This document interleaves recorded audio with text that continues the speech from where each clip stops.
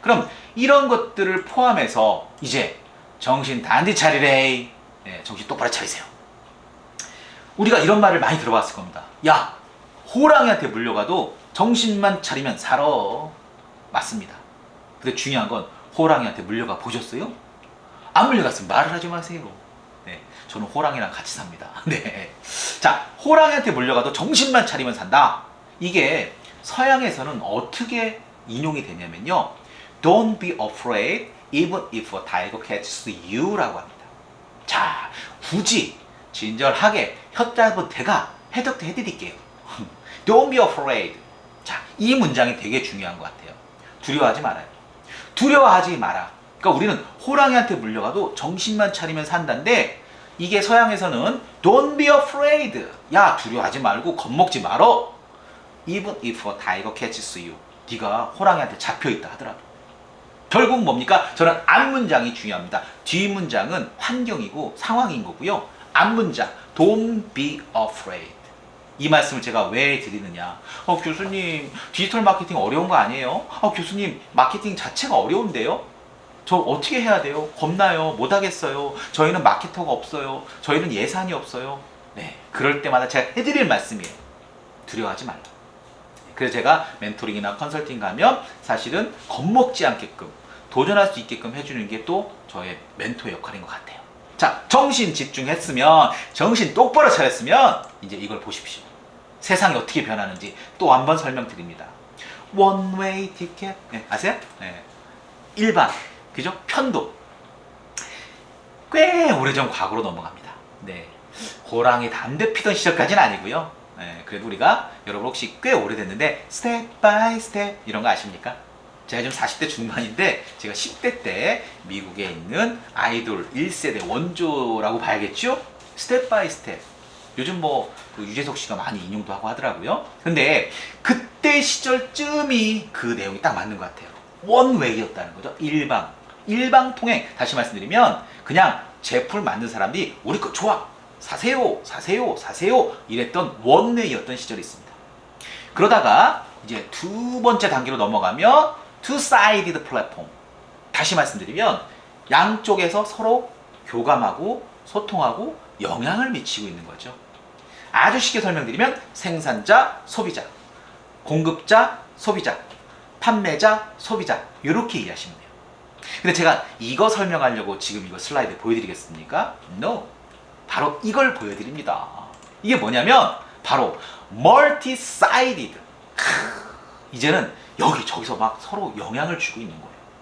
그러니까 과거에는 생산자가 판매자가 소비자한테만 잘하면 됐고요. 소비자 의견을 잘 반영해주면 끝났는데 지금은요.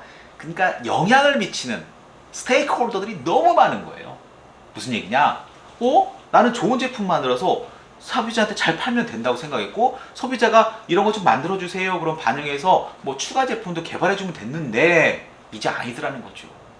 물건을 안 사는 사람들도 옆에서 자꾸 훈수를 두는 거예요. 장기를 두고 있는데 그쪽 아니야 이쪽으로 말이 가야지. 자꾸 훈수 두는 사람들이 많아졌다. 그리고 그 사람들이 점점 목소리를 크게 내더라. 그래서 멀티사이티드가 된 거예요. 그래서 나만 잘하면 되는 게 아닙니다. 또 소비자만 잘하면 되는 게 아닙니다. 여러분 좀 안타까운 사례인데요. 그 배달하시는 분들, 식당 하시는 분들 중에서 혹시 별점 테러 이런 거 들어보셨나요? 네. 무슨 얘기냐면 정말 음식 맛있게 하고 했는데 소비자 입장에서 뭔가 꼬투리가 잡힌 거예요. 근데 그 소비자가 악의적으로 여기 절대 먹지 마세요. 별로입니다 하고 그냥 별점 1점 딱 줘버린 거예요. 그 다음 사람이 우연치 않게 여기다 한번 주문해볼까 하는데 세상에나 별점 1점짜리가 딱 떠 있으니까 여기 맛없는 데인가 보다 이러고 실망한다는 거죠. 그러니까 영향을 서로 주고 있는 거예요. 그래서 제가 드리고 싶은 메시지는 뭐냐면 10명의 고객을 확보하는 거 무지 중요합니다. 그러나 우리 브랜드, 우리 제품의 반감이나 또는 싫다고 떠나는, 쉽게 말해서 충성도를 잃은 그 고객 한 명이 10명보다 더 중요할 수 있다는 거. 이게 CRM의 법칙이 나와 있습니다. 그래서 일단 옛날에는 원웨이 티켓 혼자 잘하고 소비자한테 1대1로 잘했어요. 근데 투사이디드가 되면서 서로 잘하죠. 이제는요. 서로 잘해보자. 근데 지금은 디지털 마케팅 세상에서는 멀티사이드니까 나하고 상관없는 사람까지, 나하고 상관없는 매체까지도 신경을 써야 되는 그런 시대에 살고 있습니다. 그럼 결론부터 얘기하면 교수님 더 힘들어진 거 아닙니까? 글쎄요, 이거는 판단하기 나름 같고 이해하기 나름 같아요. 예를 들어 볼게요. 오프라인에서의 우리가 마케팅을 하고 영업을 한다는 것은 그 시간에 그 장소에서 그걸 잘하고 열심히 해야 돼요. 온라인은요, 내가 처음에 진입장벽, 상대가 쳐놓은 진입장벽이 높기 때문에 그 장벽을 뚫고 올라서는 기회가 된다면 잘 떨어지질 않아요. 쉬운 말로 여러분이 만약에 오픈마켓에 제품을 하나 판매한다고 생각해 봅시다. 스마트 쇼핑, 스마트 스토어에다가요, 네이버 쇼핑에다가 검색을 한다고 칩시다.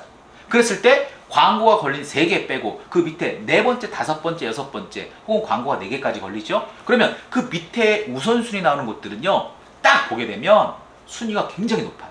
그럼 바로 지수를 맞춘 겁니다.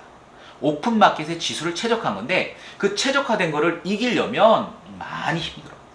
그래서 흔히 말하는 나름대로 IP 좀 조작해 주는데, 또는 로그 분석을 좀 업데이트 해주는 불법 프로그램들을 쓰기도 하고 그러는 겁니다.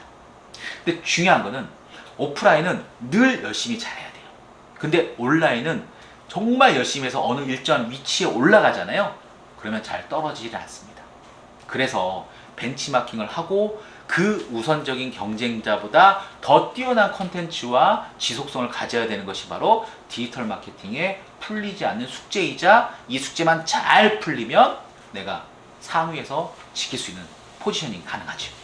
그러면 이렇게 디지털 마케팅, 디지털도 비즈니스도 이렇게 바뀌고 있으니까 우리는 멀티 사이드들을 명심하시기 바랍니다. 그런데 제가 이제 가치 얘기를 질문 드립니다. 자, 우리가 알고 있는 KTX입니다. 자, 질문 드립니다. 제가 진행을 해볼게요. 시청자 여러분 안녕하십니까? 그런데 말입니다. KTX는 디바이스입니까? 아니면 플랫폼입니까? 그것이 궁금합니다. 네, 자, 여러분 그것이 알고 싶어요. 뭐냐? KTX는 디바이스입니까? 플랫폼입니까? 한번 고민해 볼까요? 몇 초 동안? 하나, 둘, 셋. 여러분이 내린 정답은 오케이. 자, 일단은 들어보시겠습니까? 먼저 디바이스다. 이거는 교통수단이죠. 이 KTX는 가장 빠른 기차입니다. 정답입니다. 어떤 분들은 아니에요 교수님, 플랫폼 아닙니까? 가족을 만나게 해주는 거고요, 여행을 편하게, 그리고 또 기대할 수 있게, 그리고 안전하게 빠르게 갈 수 있는 방법 아닙니까? 네, 제가 여기서 디바이스와 플랫폼 얘기를 딱 해드리니까 여러분들 분명히 둘 중에 하나를 선택했을 겁니다. 디바이스라는 근본적인 기능에 플랫폼이라는 가치가 더해지죠. 그래서 제가 고향이 충남 보령입니다. 네, 근데 저는요, 고향에 가끔 내려가는데 갈 때마다 막 설레는 거예요. 와, 나 고향 간다. 그러니까 그 지역 때문에 제가 가는 게 아니라 고향이라는 그 가치 때문에 가는 거 아니겠습니까? 마찬가지입니다. 이제는 디지털 마케팅을 활성화하고 잘 하시려면 가치를 부여해야 됩니다. 그래서 KTX는 디바이스면서 플랫폼의 가치를 갖고 있다. 결국 우리 제품은 가장 근본이 되는 기능적인 것, 이건 디바이스의 기능이죠. 근데 그걸 활용함으로써 소비자가 느끼는 만족감, 또는 소비자가 느끼는 어떤 기쁨, 행복, 이런 가치를 만들어주는 마케팅 전략을 쓰셔야 된다. 자, 그럼 이제 아이템 분석을 들어갑니다. 여러분, 이거 뭘까요? 네, 혹시 여러분 책 좋아하십니까? 네, 저는 지금까지 책을 한 15권 정도 썼는데 2016년도에 쇼핑몰 창업과 블로그 마케팅 전략이라는 책을 마지막으로 지금 집필을 안 합니다. 네, 안타깝죠? 그럼 왜요 교수님? 물어볼 거예요. 그 이유는 간단합니다. 요즘은 사람들이 책을 디지털로 확인하거나 짧은 컨텐츠로 확인하지 오프라인상에 출력된 인쇄물로 보는 사람들이 드물더라고요. 그러다 보니까 자연스럽게 저도 이제 책 판매량이 저조해지고 제 인쇄도 떨어지고, 그러면서 제가 선택한 방법은 오케이, 나도 이제 디지털 마케팅의 리더가 돼야겠다. 그래서 저도 칼럼도 쓰고 또 제가 유튜브에 방송도 시작하고 이렇게 되는 겁니다. 자, 그러면 여러분이 책을 좋아하십니까? 이건 이 설명 때문에, 이 그림 때문에 제가 보여드린 건데, 이 의자는 책을 좋아하는 사람들이 앉는 의자예요. 네, 혹시 이렇게까지 설명했는데 교수님 그거 뭐예요? 그러시면 안 돼요. 의자에 딱 앉아서 위에는 잡지책, 오른쪽엔 소설책, 왼쪽에는 시집, 아래는 수필집, 이런 식으로 돼 있다면 독서를 좋아하는 사람들은 이 의자를 떠나지 않겠죠. 자, 두 번째 그림 보겠습니다. 이건요, 생활 속의 필요성에서 나온 것 같아요. 뭐냐면 마그네틱 샤워기. 벽에다가 턱 붙이는 거예요. 사실은요, 이렇게 샤워기가 오래 쓰다 보면 헐거워져서 떨어지는 경우가 많습니다. 그래서 저도 샤워하다가 발등 찌인 적 꽤 있거든요. 그때마다 이거 어떻게 자석처럼 탁 붙이는 거 없을까 생각했는데, 역시 누군가의 필요에 의해서 이런 제품이 나와 있고요. 저도 꼭 사고 싶은데 아직은 구매하지 못했습니다. 자, 세 번째는요, 왜 아이는 엄마 등에 매달려서 꼭 엄마 등만 보고 있을까? 그래서 이 디자이너가 고안을 한 거죠. 그래, 엄마와 아이가 같은 곳을 보고 달릴 수 있게 해보자. 얼마나 행복할까? 자, 하나만 더 해볼까요? 자, 요거는요, 우리나라에서는 계란 한 판 몇 개? 그러면요, 30개. 그리고 사실 저희도 가족하고 이제 주말에 쇼핑하고 할 때 끈으로 묶여 있는 계란 한 판을 사는 게 일반적인 소비 패턴이에요. 형태예요. 그런데 서양에서는 이 디자인을 보시라는 거예요. 지금 사진에 보는 이게 왜 나왔을까? 자, 한 손에 딱 픽업하기 좋게끔 나온 디자인입니다. 그리고 우리가 피자를 시켜 먹으면요, 따뜻할 때 그냥 먹으면 맛있다? 근데 두 조각 정도 먹고 세 조각도 먹고 하려면 세 조각쯤 가보면 어떤 현상이 생기죠? 치즈가 딱딱해지고 이거 식어서 맛이 없는 거예요. 그래서 조금은 불편할지 모르겠지만 조각조각을 개별 포장한 피자의 이미지입니다. 그 다음에 요거는요, 그 게임기죠, 그죠? 이 게임기는 플랫폼의 기능을 갖고 있고요. 여기에 어떤 소프트웨어를 장착하느냐에 따라서 게임의 종류가 다양해지죠? 이런 거구나. 그 다음에 이건 껌이에요, 껌. 네, 다 껌인데 마치 이를 뽑듯이 하나하나 먹으면서 재미 요소가 부각된 겁니다. 그러면 왜 제가 이런 것들을 사례로 보여드리냐면, 우리 아이템 플러스 이 아이템을 잘 표현할 수 있는 컨텐츠가 디지털 마케팅의 표현이 돼야 된다는 겁니다. 우리 아이템은 용도에 맞게 디자인이 되어 있는가? 그리고 우리 아이템을 사람들이 봤을 때, 소비자가 봤을 때 그거 갖고 싶다, 재밌겠다, 이런 게 있어야 된다는 거예요. 여러분, 틱톡이라는 채널 아시죠?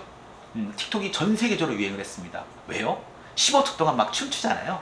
또는 막 노래도 하고 막 개인기도 막 보여주잖아요. 그러니까 갑자기 사람들이 와, 재밌다 바이럴이 되고 나도 깔아야지 하면서 확산이 됐죠. 역시 우리 아이템도 재밌고 누군가한테는 흥미로워야 되고, 중요한 건 그 아이템을 구매하거나 살 사람들은 필요함을 느껴야 된다는 거예요.